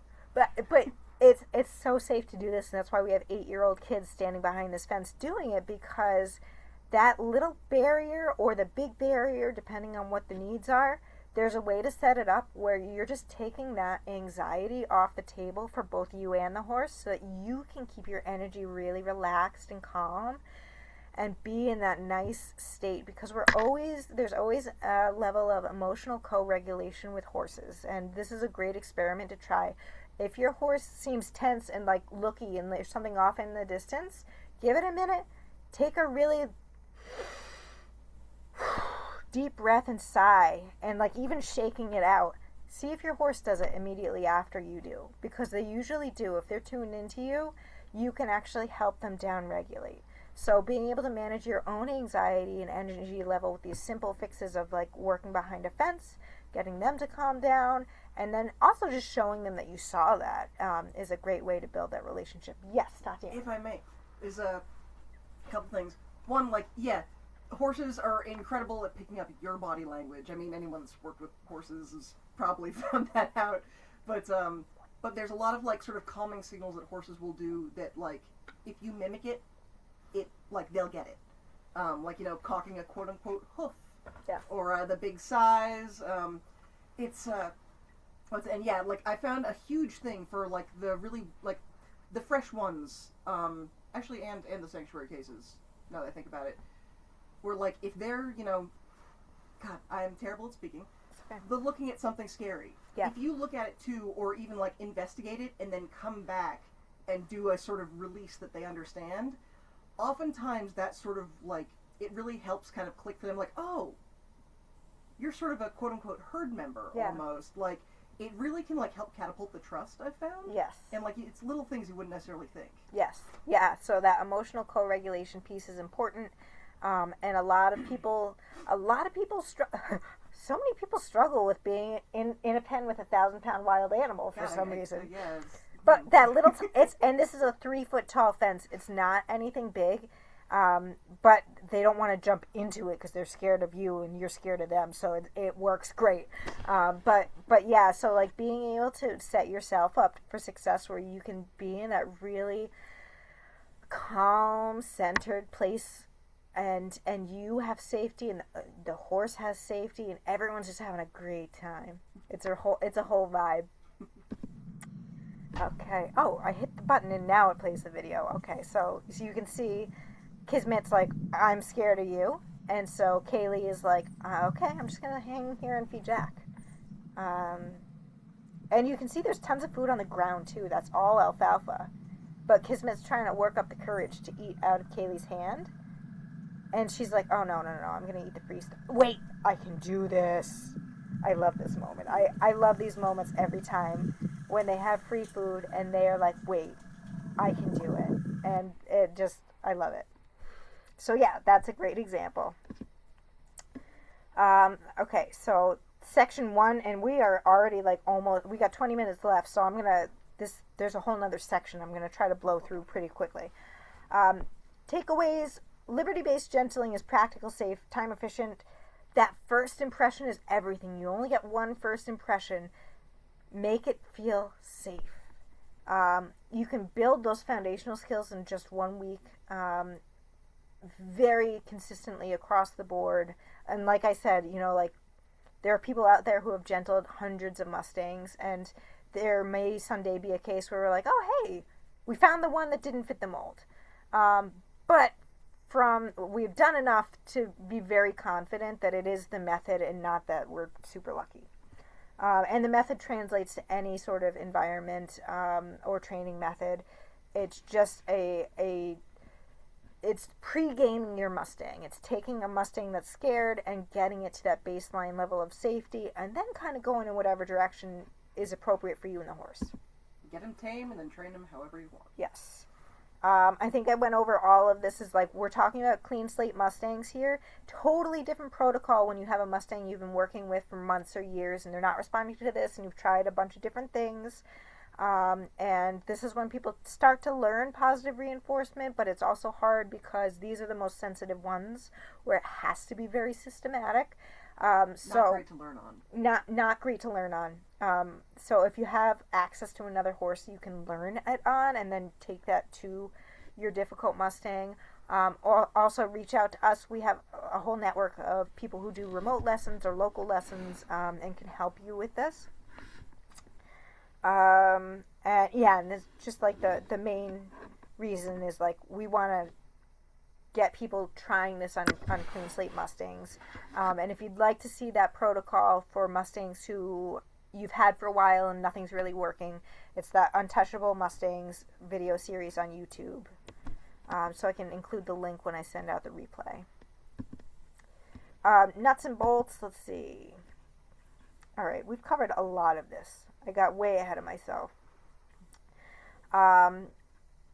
Long stem alfalfa hay, dropping the hay without forcing the interaction. Phase it in the hand feeding only after the horse voluntarily approaches. Don't like try to walk up to them with food and like, here, take it. Don't do that. Slow is fast. Establishing a drop zone can help. So walking by, dropping the hay, and keep moving. Especially if you have a Mustang that is like super flighty. Like watch our Penny series on YouTube because she and Blue are tie score for like the craziest, most reactive. We thought she was very pregnant and we thought she was going to jump the 6-foot fence, so we put another 6-foot fence. So she was very reactive, but we taught her with a drop zone of, and we had anyone on the property. We had a pile of alfalfa. If you walk by Penny's pen, you throw alfalfa in the drop zone, you keep coming. And do you know how quickly this horse went from jumping up the walls reactive to walking up and nickering anytime a human walked towards her? Magic. It's so simple and it's so magical. Predators don't bring you food. Predators don't bring you food. Very good point. So and we always walked away with her, especially because she was so reactive. Letting her eat that food in peace and not pushing of like, you can eat it, but you got to stand next to me to eat it. Never mixing that scary aversive stimulus with the food. Food comes after. Sharing space, so slowly reducing that distance. Watching that body language, so snorts, you're too close, they're really stretching. You know, like you saw that Tinkerbell video, she was stretching her neck a little bit. They'll do that the first time and then they'll get gradually more comfortable. But if you see your horse is not getting more comfortable by 2 or 3 tries, you're too close. Back up, drop the food, walk away. Don't ever try to sneak pets or touch while they're eating. That flies in the face of informed consent. Don't try to like trick them with the food. And avoid creating mental conflict between the safety and the reward. So even though we want to make sure they always have a nice bag of Timothy hay in the other corner where they can leave us and eat that, you don't want to push too fast because the slower you go, the more quickly you build momentum. Introducing hand feeding through observation like we saw in that video. Try not to hover too close while they're eating. Alternating hand feeding the friendly horse, the wild horse, the drop zone technique. Okay, touch and handling, so body awareness and movement. So like we talk about behavior modification in terms of things that I want the horse to do differently. If I want the horse to walk towards me, I want the horse to pick up its foot. We also want to classically condition and counter condition things that humans do where there's actually nothing expected of the horse. So I sometimes will just like throw my hands up in the air, click and treat. Scratch my head, click and treat. Sneeze, click and treat. Just to get them used to humans being humans and humans like walking around them, click and treat. And nothing is expected of the horse. We just want to get them used to seeing us out of each eye, from behind them, and all of that. So, like, we focus on touch a lot. We really want to snuggle the horse. It's very relatable. But really what we want to do is establish comfort around the horse without touching them, without reaching towards them. Then add the reaching towards them from 3 feet away. Then get closer. It's these, how do you thin slice the behavior in a way that builds momentum, that builds resilience, and doesn't feel like a constant uphill battle of, oh, I just want to give up, it's not even worth the food. Okay, and the basics of like, don't block the escape route, don't chase or corner the horse, don't punish the horse for leaving. So a lot of people, if they walk away, then they're going to be like, okay, if you want to walk away, that's fine, but you're going to trot around 3 times. That is punishing the horse. And at this stage, that is very much like a predator behavior. And it's much faster. It's so much faster to just get the horse to want to do the thing rather than punishing the wrong behavior. We want it to be, it's like that psychological safe space is a term used, like there's no wrong ideas in brainstorming. That's how we want this to feel to the horse at first. Of like, oh, do I do this? Do I do that? What happens if I touch this cone? What happens if, oh, they're reaching towards me. This is weird, but I'm here for it. Like, you want that state of mind. Hoof care and leading, we talked about this, using a knee target to teach that, beginning with liberty leading. Yep, I really covered all of this. Same thing with hoof handling. The traditional method of hoof handling is sometimes I'm going to grab your hoof and hold it until you stop flailing, and I'm going to reward the stopping of flailing by letting go. Turn that on its head. You do not want to hold their hoof. You do not want to make them feel unsafe. In fact, it's the opposite. When we have farriers start working with our horses, we use a technique called open bar, which means when the farrier is holding their hoof, we just keep food coming. Open bar. The food keeps coming. The moment the horse takes their foot away and puts it down, the food stops. You are actually punishing the horse for taking their foot away, but in a very kind way of like, that's fine. Take your foot away, walk away, do a lap, but the food stopped. Nothing bad happens. It's just not yummy anymore. Nothing bad happens. It's just not yummy anymore. So a tip for working with traditional farriers who it's like muscle memory of grab and hold. Like, we have one farrier we work with who's a ninja, and he will grab and hold that hoof for dear life. And he's great with our positive reinforcement horses because they have no idea that they're being forced to keep their hoof still because they would have done it anyway. But for our traditionally trained in sanctuary cases, we do not send them to Dave because that would be highly problematic and create problems. But the idea being like, okay, if I wanted to explain to Dave, hey Dave, you want to punish this horse for flailing? Let go of the hoof. That's the punishment because the food stops. If you hold on to a flailing hoof, I'm going to keep feeding and you're the one rewarding the horse for bad behavior. So you're turning a lot of things on their head, and it really is something that works amazingly effective and fast for Mustangs. Not combining multiple aversives. We don't, you introduce one thing at a time.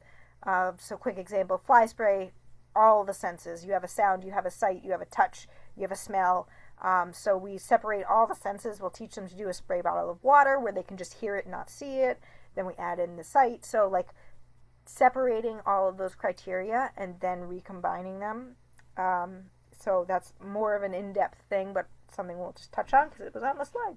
And also some of them are just kind of fine with fly spray. Like Lloyd, Lloyd's fine with anything. Well, yeah, but I'm just saying, like, you don't always have to break everything down to that degree. You don't have to. Yes, Some this of is like them are, We're going off of like the stuff we're saying. This is mostly your like 3-month Mustangs. yes.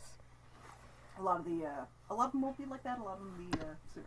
Yeah, and a lot of them, it's like you introduce so many new things to them so fast in such a way that feels so safe and fun and cookies. It's like the novel stimuli become like their brain lights up. Like, oh, there's an opportunity. I don't know what that is. What is it? Let's find out. Maybe someone threw a beach ball at me, but I bet there's a cookie involved. Like it turns their brain from, it rewires their brain from being neophobic, afraid of new things, to every new thing becomes an opportunity for reinforcement. Whereas if you're using pressure and release, negative reinforcement, all of the motivational tools are some level of mild annoyance or discomfort, where any new thing you bring in could be used to annoy them into doing something, or to like pull them into doing something. Like the tools invite a level of suspicion based on the way the brain gets wired around learning with humans. Okay. Yep, we got all this stuff. Safety, choice, emotional resilience, very important things.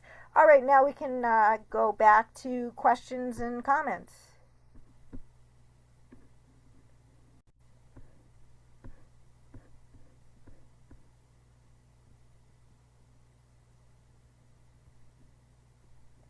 All right, I'm just catching up on the chat here. If anyone at this point wants to unmute, turn on your camera, say hello, introduce yourself, ask questions.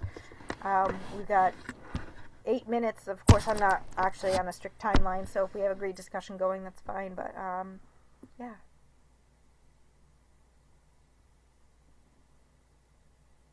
Well, I'll say hello real quick. I'm Caitlin. Mackenzie, I'm so sorry because I did freak out because I couldn't find the link.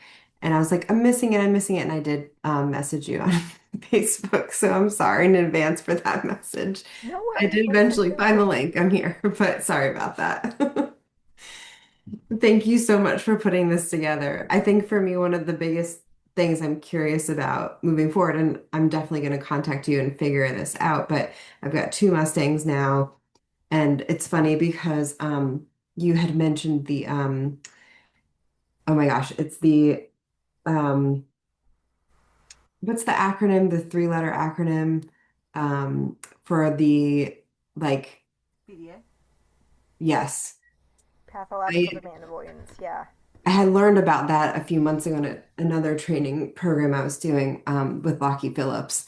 And I thought, oh, wow, I might have 2 of those somehow. I'm not sure if it's possible, but at least there's certain things that are happening to a degree that's making me wonder. So I'm definitely thinking I need to set up like a training program for them. They've been with me since June, and I've not used force with them, but it's just taking forever. So like you said, the sitting in the pasture and the kind of letting them get used to me, I think is only going so far. And one is much further than the other. But I'm just excited and I feel so like hopeful. It almost sounds like too good to be true listening to you, but I'm like, I think that this might be something. So I started watching the videos in the untouchable Mustang, and I started working with my one Mustang, Stella, who's like more comfortable with me, much more comfortable with me, as long as it's on her terms. If it's not, don't even look at her, right? Like, but we've made so much progress in like 3 days of trying this stuff between the storms. So I just want to say thank you, and I'm just really looking forward to what's next. Yeah, awesome. Well, thanks for being Yeah. here and sharing your story. Thanks. Oh, and I also, I'm really bad at like marketing and stuff. I'm supposed to mention the fact that if you'd like to learn more, we're doing the Mustang Gentling Retreat. It is in June. June 22nd through the 28th is when we're getting in some freshly wild horses. We're going to do this program. We have lovely glamping accommodations, so it's like luxurious Tempur-Pedic bed out in a dome in the woods, and there's yoga and food. It's a wonderful experience. So we've had people from all over the country come and learn this technique in person, and even if you wanted to like if anyone's local and wants to come down, we have day programs. We have you can book a weekend in the domes and book one-on-one time with me to do some training demonstrations and work with some of our horses. So we have a lot of different educational opportunities. And we also are going to, for the first time this year, be doing the professional skill building workshop for people who do gentle Mustangs, just so they can have more tools in their toolboxes. Mackenzie, as part of our retreat, are people welcome to bring their horses to do the training, or is it mostly with ours? So the retreat is with ours, but we do have an opportunity to do private training where you can bring your horse and stay for a week or two. Anyone who does training board with us, we always invite them to be as involved as they want, as involved as they have time to be. We would rather train the human to train the horse than just train the horse and hand them off. So, anyone who is interested in training board with us, or doing like a 1 week, someone did reach out to us, I think she's here, about bringing her horse here for a week. So we can customize a package and try to keep it as affordable as possible, because we want your horse to learn new skills and you to learn skills to continue that progress, because especially with the difficult ones, it's an ongoing process, but it is so rewarding. And once it clicks and you really get it, you just pick up that steam and start building, and you're like, oh my God, there was a normal horse here the whole time underneath all this. And that is a magical moment. And questions about if we train the Mustangs to ride. Okay, yes, so we do. They But keep getting adopted before we can most of the time. I know. So we do train them to ride, but like Tatiana said, it's like I'll get a couple rides in and someone's like, oh, that horse is so calm and great, I love it. And I'm like, okay, yeah, the goal is to get them adopted. So we do adopt them out. I'm really hopeful that we're going to hold on to Nugget and have him be our positive reinforcement riding demo, to do a whole video series on everything that we do. I have done, I've started to do a little bit of a series on saddle starting Blue, which is interesting because she's just nuts. I love her so much. She's not a fresh from the BLM Mustang.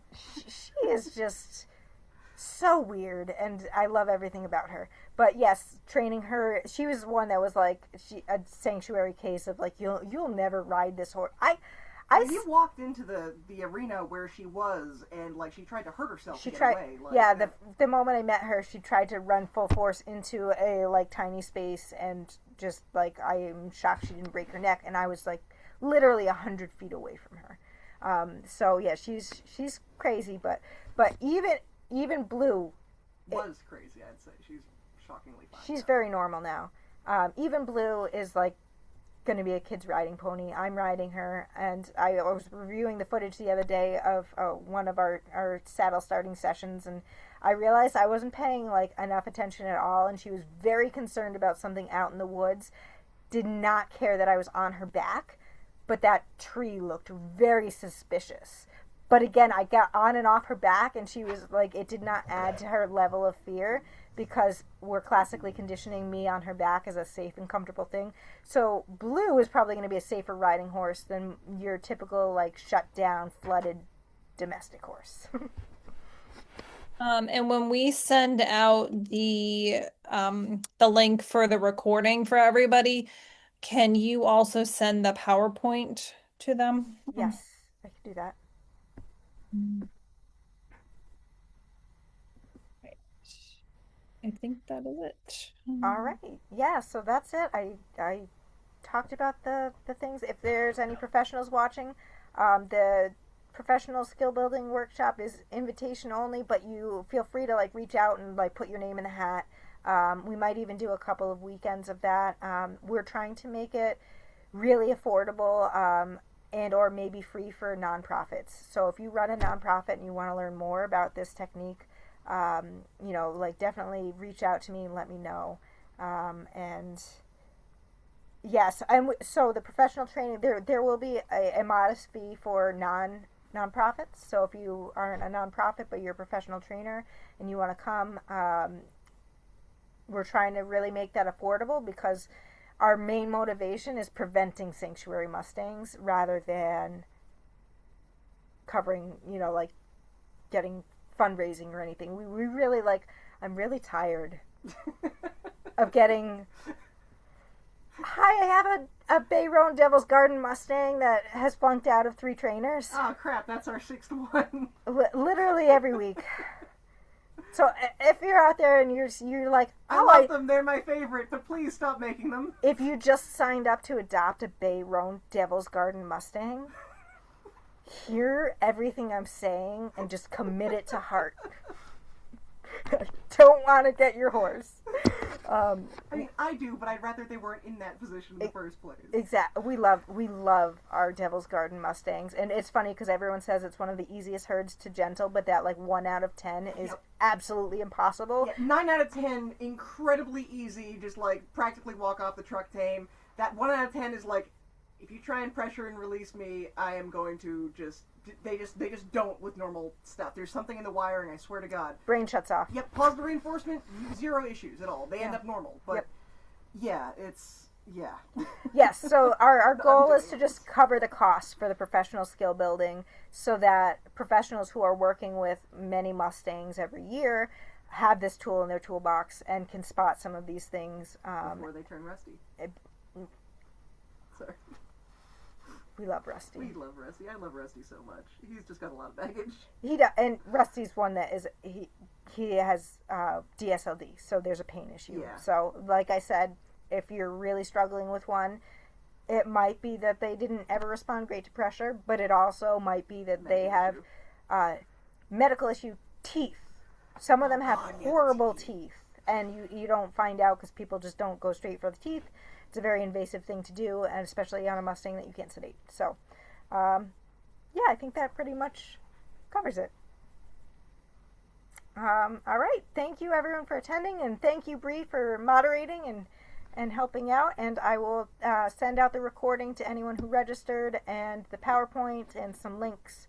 And feel free to reach out to me on Facebook, either on the Wild Ride account or my personal account. And I will do everything to get everyone pointed in the right direction. All right. Bye, guys. Bye. Thank you, guys.